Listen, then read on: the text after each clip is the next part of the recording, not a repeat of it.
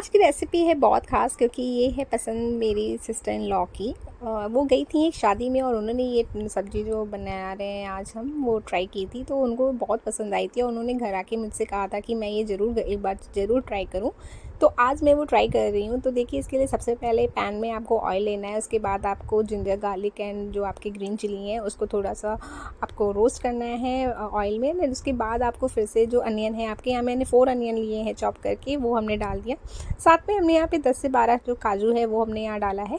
फिर हमारे जो अनियन थोड़े से बहुत ज़्यादा ब्राउन नहीं करना, नहीं तो जो इसका कलर है वो चेंज हो जाएगा, वाइट से वो ब्राउन हो जाएगा। उसके बाद आपको जब थोड़ा सा आपका ये जो अनियन है फ्राई हो जाए तो फिर आपको पानी डाल के उसे छोड़ देना है, एकदम भूल जाना है। फिर जो आपके बॉइल्ड पोटैटो है ना, स्मॉल स्मॉल वाले जो छोटे छोटे पोटैटो होते हैं, वही पोटैटो यूज़ करना है आपको दम आलू में।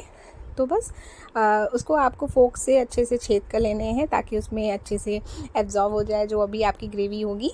उसके बाद जो हमारा मसाला था वो भी हमने एक तरफ निकाल लिया है।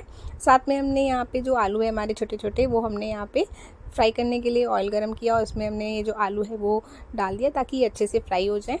तो धीमी आंच पे आप या थोड़े से मीडियम फ्लेम पे इसको अच्छे से आप फ्राई कर लीजिए। और ये देखिए, हमारे जो आलू हैं वो अच्छे से फ्राई हो गए हैं, एकदम अच्छे से, कितने अच्छे सुनहरे से लग रहे हैं, ये गोल्डन गोल्डन जो हमारे आलू हैं। तो ये देखिए, हमारा जो अनियन है वो हमने इसको इस तरह से जार में डाला और इसको जब हम ग्राइंड करेंगे ना तो इसी पॉइंट पे हम यहाँ पे 3 से 4 चम्मच के करीब दही डाल देंगे।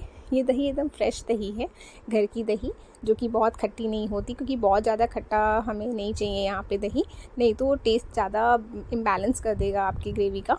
तो देखिए, यहाँ पे हमने फिर से तेल लिया और उसमें हमने कुछ सूखे मसाले जैसे दालचीनी और तेज़पत्ता, साथ में आपका यहाँ पे जो बड़ी इलायची है, ये सब आप ले लीजिए। और जो आपने पेस्ट तैयार किया था दही डाल के अनियन का, वो आप यहाँ पे डाल दीजिए।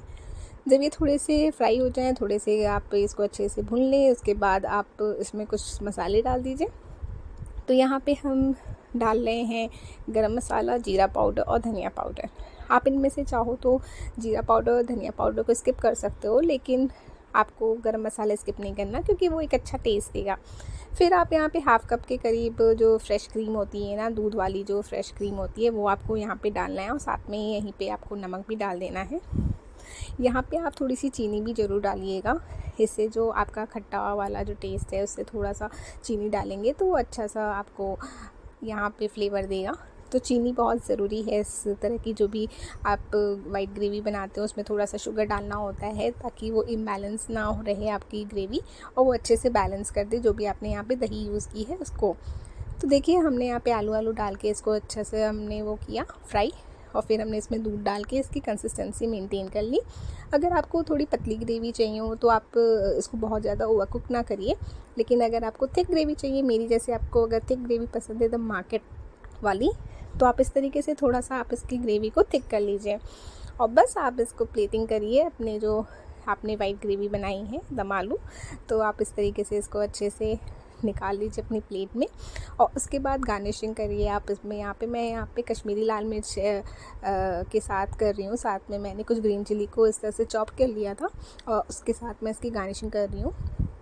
आपको यहाँ पे जैसी पसंद हो वैसे आप गार्निशिंग कर सकते हैं। अल्टीमेट जो टेस्ट है ना, वो तो आपकी सब्ज़ी का ही आएगा और वो बहुत ही अच्छा लगेगा। तो आप इसको नान के साथ, पराठे के साथ या रुमाली रोटी, इस तरह की किसी चीज़ के साथ, या नॉर्मल सिंपल जो रोटी होती है ना घर की, आप उसके साथ भी इसको खाएंगे तो ये आपको बहुत ही अच्छा टेस्ट देगा। ट्रस्ट मी, इसको आप ज़रूर एक बार बनाइएगा, आपको बहुत अच्छा लगेगा।